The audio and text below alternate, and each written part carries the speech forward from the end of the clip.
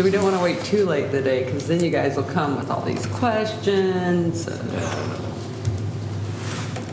Better to get you half awake. Well, that was a mess the other day, wasn't it? On Kansas. Oh, my. Yeah. Lots of sirens. That kid has passed me several times on sagebrush. I've heard several people say that. Yep, No, you don't have to worry about that anymore. that's for sure. Life is full of choices. Okay, it's 7:30. We'll get started with our meeting. First of all, I'd like to welcome all of the board members, staff, visitors to our February 28th board meeting of the Finney County Economic Development Corporation. At our January meeting, we had elections for new officers. I'd like to mention those. I was elected, I guess the right word is elected, It is the correct word. as chairman.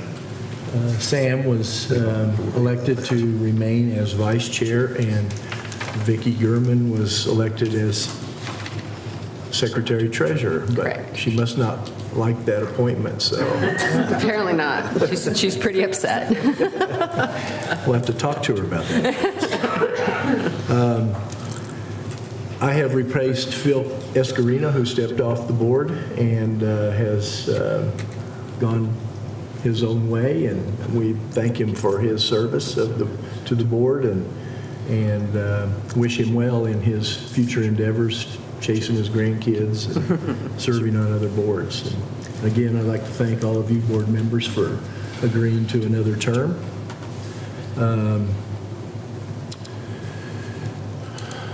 Before we get to the consent agenda, would you have any updates on filling this open position? Yes. So the process we use, we do not just randomly select our own board members like some organizations do. We actually put out opportunities for folks in the community to apply for those positions. So we did put out that request, and we got 4 letters of interest to serve on the board. So you guys must be putting on a good show. People think this looks like a fun board to serve on. The city now, Phil was a city appointment to the board. So now the city commission has the opportunity, they can choose to go whatever direction they want. They can simply review those applications and make a selection from those.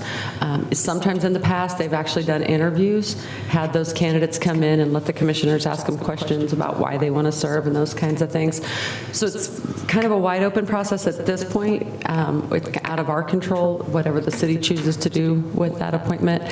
But they do have the names and the letters of those who are interested.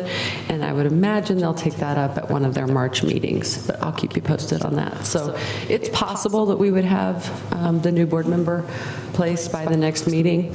The process from there goes back to you as a board, and once the city has made that appointment, you act to ratify, if you will, their appointment to the board. And then typically, we don't have a lot of turnover in board members, as you guys are well aware, but typically I'll sit down with the new board member. Stuart, you obviously would be welcome to participate in that too, and just give them kind of a rundown of where we are and, you know, what they can expect in the meetings and those types of things. But it's, like I said, right now in the hands of the city and how they choose to move forward. Okay, thank you, Lana. Hopefully you've all received your board packet through email. Are there any corrections or additions to the consent agenda? If not, I'd entertain a motion to approve the agenda. I so move. It's been moved and seconded. I second. Oh, he seconded, I didn't hear that. He's kind of quiet this morning. If there's no other additions or corrections, I'd entertain a motion to approve the consent agenda. And all those in favor say aye. Aye. Nays? Motion carried. Next up, public comments. We have a couple of visitors in the crowd. Would you like to ask us questions or comments? If Jenny wants to speak, she'll speak for both of us. I'm good. Because we were going to limit you to 10 minutes. Can we reserve that time for the next meeting if we want to go? Oh, you want to go 20 next? Yeah. Not without delay here to monitor the time clock. I just asking. Shannon's the only one that gets to carry time over. Lon, I'd have to check that in the bylaws to see if that's approved. Welcome, Vicki. Good morning. We've already been talking about you. You were talking about me? Yeah. Tell me what you said.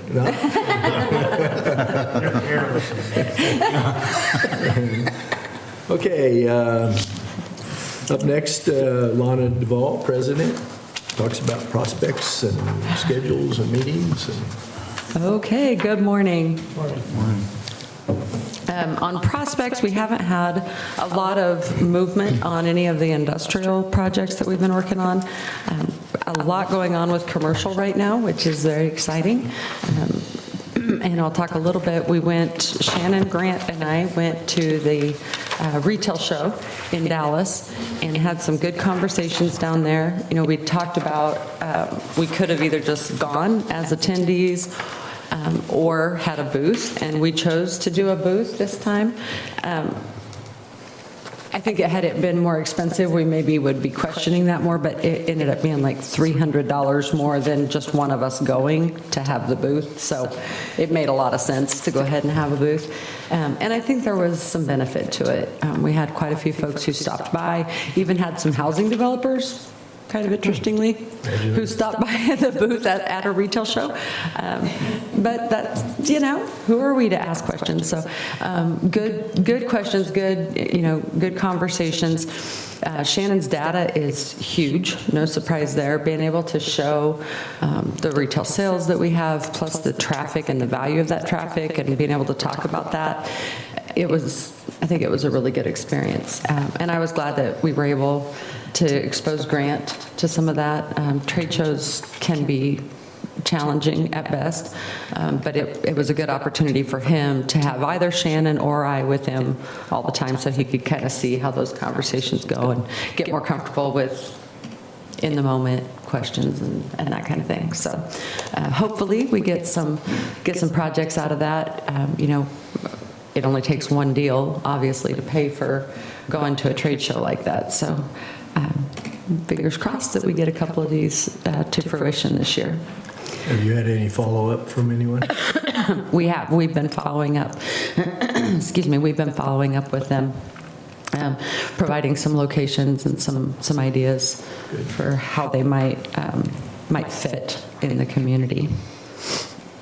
Housing, we've been working with another local investor who's interested in doing some housing development, and I'm sure Steve will talk a little bit more about that, but Steve's been busy making little maps of where all we can put housing and how many people we can tuck into various lots across the community. So hopefully we get some motion there. One of those that he's looking at also has some commercial frontage, so it would be an opportunity for us to increase our retail footprint as well with doing that one. So hopefully we're able to put that together. Kind of go through Randall Estates. They are selling lots.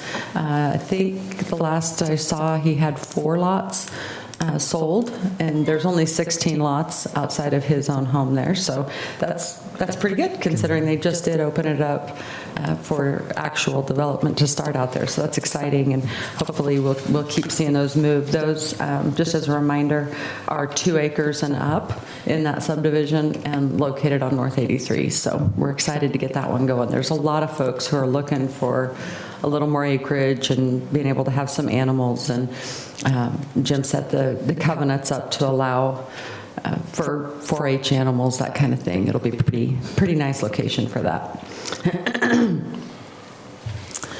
Hunter's Glen, the city took action on the RHID for the next 2 phases at their last meeting.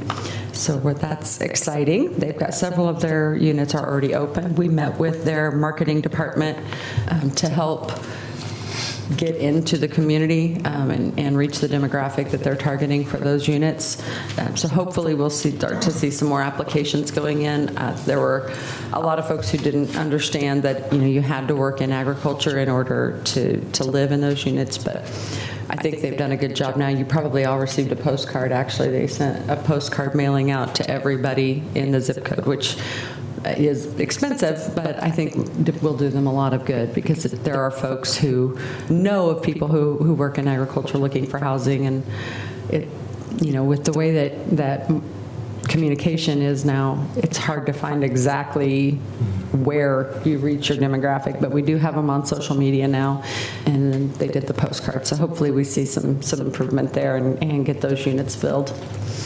Sligo Station, the contractor has been hired for that, and the developer got approved for the Kansas Housing Investor Tax Credits, which is a program set aside by the state, allows for basically $30,000 per door for apartment, up to $1.2 million total in tax credits, which converts over to about $1 million in cash to inject into the project. So this project got $2 million from the MIH ARPA, and then the $1 million cash value from the KHITC. So met with the architects, engineers, construction manager, and the owner's representative on Friday, and have a construction schedule laid out. We'll have a meeting with the city on Friday of this week to talk through when those MIH distributions will take place, but construction should be starting in June or July, when all of those plans are approved. So very exciting. That going to be somewhere between 62 and 64 units, depending on how the mix goes. We're finalizing the mix of studios, 1-bedroom and 2-bedroom now.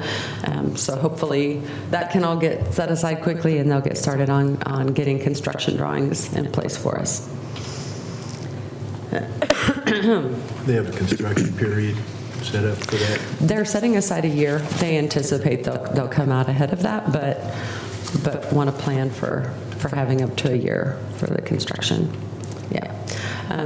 Lots of discussions over the past month with higher education. We've talked about some of the things we're doing with Newman and K-State and the Kansas College of Osteopathic Medicine. Those conversations are kind of warming up, if you will, and as we move forward and really get down in the nitty-gritty for planning for the next semester.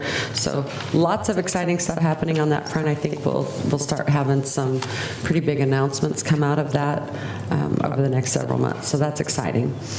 Did attend the Southwest Kansas Night out in Topeka. Didn't have a ton of legislators come to that. Most of them were, our area representatives. So, but the next night we had the Western Kansas Rural Economic Development Alliance a legislative event, and had a good turnout at that. So had some good conversations. The legislature is an interesting place again this session. They're making some pretty big moves towards cutting off economic development tools. And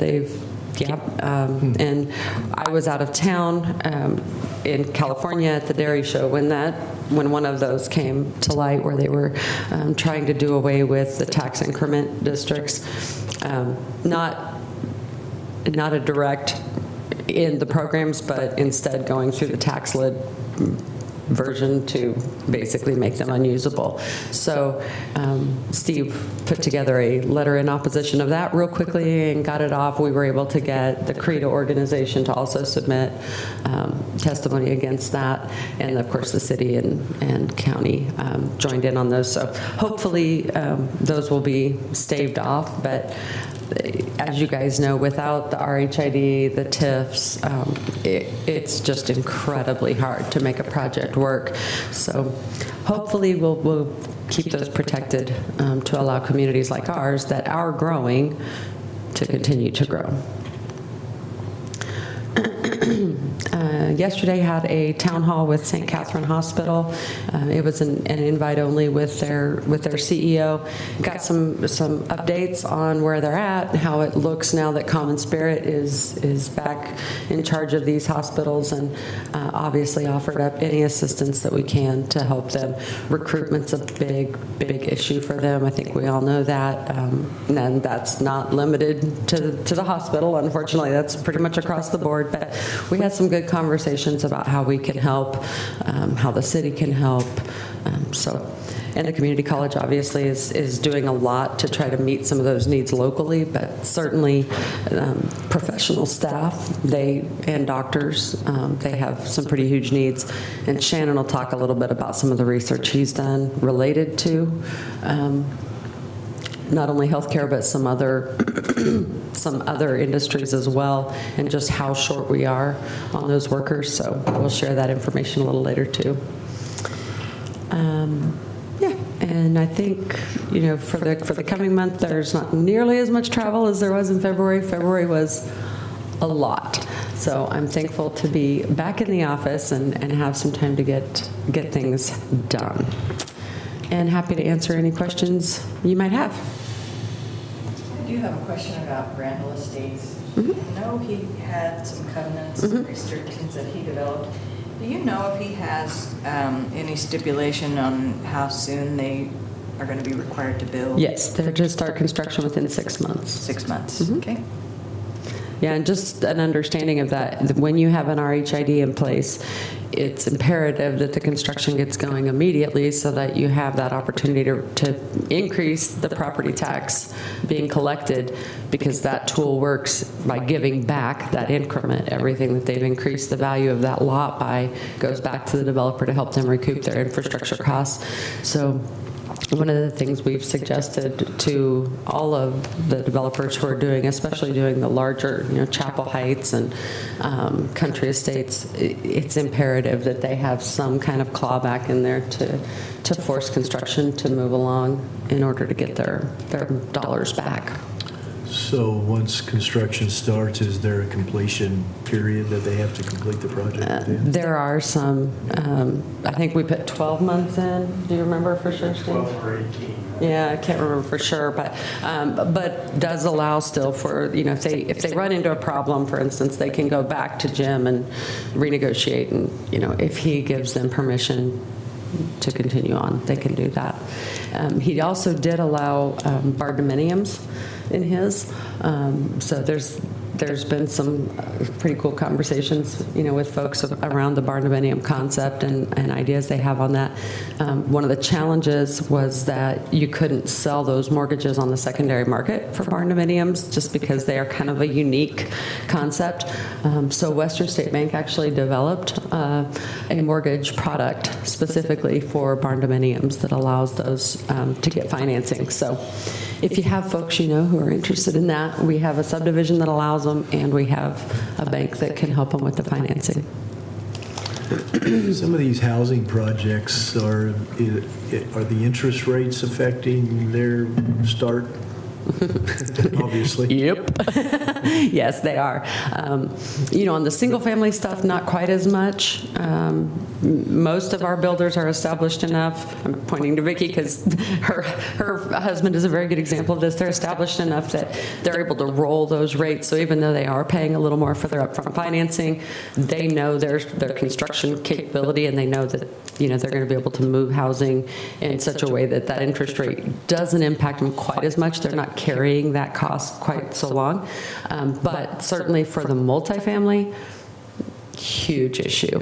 When we're running pro formas with these apartments, if you don't have something going back into that project from outside, it's extremely hard to make them work.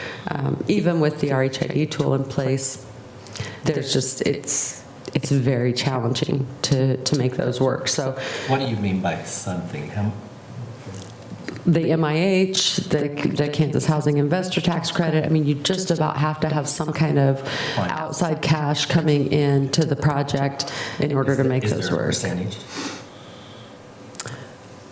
Percentage as in? Cash. Well, I mean, just in the marketplace, to do traditional financing for multifamily, that, there have been times when banks were trying to stimulate that, and so they were doing a little higher loan to value on those projects. It's pretty much across the board, 70% is what they're going to loan on those right now. And that's just, based on some of the failures that they've had over the years. So you've got to have that equity up front to even get the deal financed. But even at that, when we run the interest rates where they are now on those projects, they can't, they just can't get capitalized quickly enough. And so pretty much you have to have something. And like I said, the Kansas Housing Investor Tax Credit is huge. It's a big benefit, but it is limited. There's only so many dollars in that pool every year for the Kansas Housing Resource Corporation to get out. So yes, there's definitely some challenges with interest rates. We are seeing those start to calm a little bit. And, it's been a long time, frankly. I mean, when in development world, a decade is a long time, right? And it's been a long time since we've had to really work to make projects fit with interest rates, because we've been operating on really, really low interest rates for a really long time. So developers are, they're certainly sensitive to it, but they're also looking forward to, okay, if we believe rates are going to come down a year from now, we need to still be moving forward in our planning, so we're ready to take advantage of that when rates do come down a little bit. So the other thing we're seeing is more reliance on the USDA programs, the HUD programs, because those rates are a little more favorable. The paperwork is a lot. And then you do have some restriction, obviously, on your rents, and how that works, whether you're restricted on the income of the folks who could live in there, or you're restricted on how much you can charge for rents. It varies depending on the program, but there's certainly huge benefit if folks can qualify and work within those parameters. We're doing that with Sligo Station. It'll be likely be a USDA product, and right now the pricing on it is 2 full points under what traditional bank financing is. So we have to get a little more creative. We have to work a little harder, but we don't have an option. We have to keep moving forward. So I would think that if the developers can secure their financing, that the apartments would be easy to fill up. Yep. yes, that's not a problem. The only challenge we run into is if that income restriction is too stringent, or if the rent rate is too low. So there's it's still a balancing act, if you will. But what we're hoping to encourage more developers to do, especially if they're working on a large enough development to do it, is change up the product that they're using to change.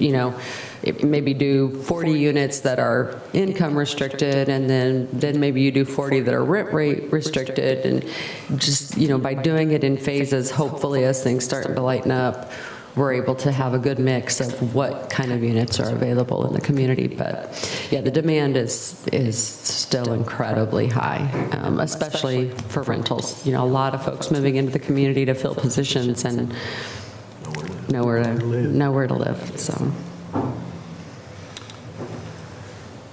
Any other questions for Lana? Thank you. Next, we'll hear from Steve Cottrell, Special Projects Director. Morning. Morning. Okay. Jenny, this one's for you. This is National Public Sleeping Day. So. No. You sleep in public. Go to your favorite furniture store this afternoon and tell them you're looking at recliners and kick back and take a nap.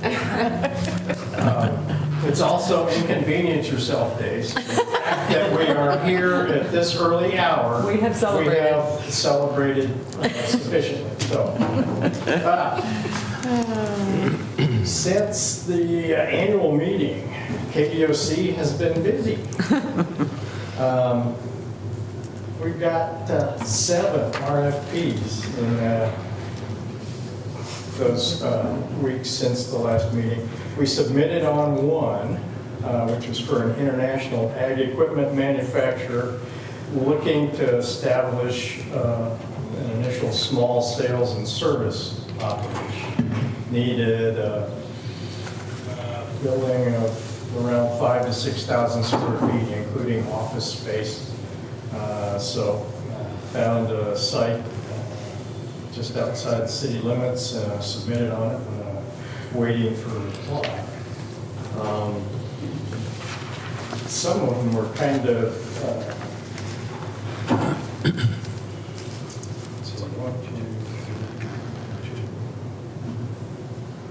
four of them were manufacturing concerns. One was an international group looking for either somebody to acquire and establish a presence in the United States or a joint venture. Not quite sure how we respond to that, but we're scratching our heads. There was no specific drop dead date on that one. There was a food processor that only wanted a 250,000 square foot building. So, you know, some weird things going on. And then the one we did submit, they're looking at 5 to 10 employees initially. And I'm sure that would end up being something that if it was successful, they would go larger and potentially actually start some manufacturing. Who knows? Frito-Lay warehouse up in the western Kansas corridor is finally got site plan approved and building permits, so there should be some activity going on. It's about a 7,000 square foot building with a lot of garage doors. Warehouse and Warehouse distribution.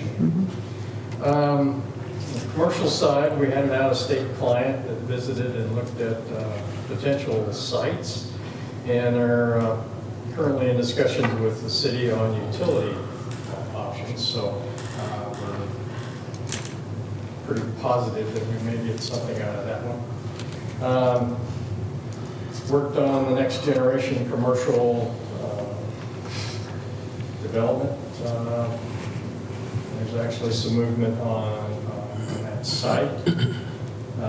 And then we had a client come in that visited with us about potential funding options and uses for the state theater.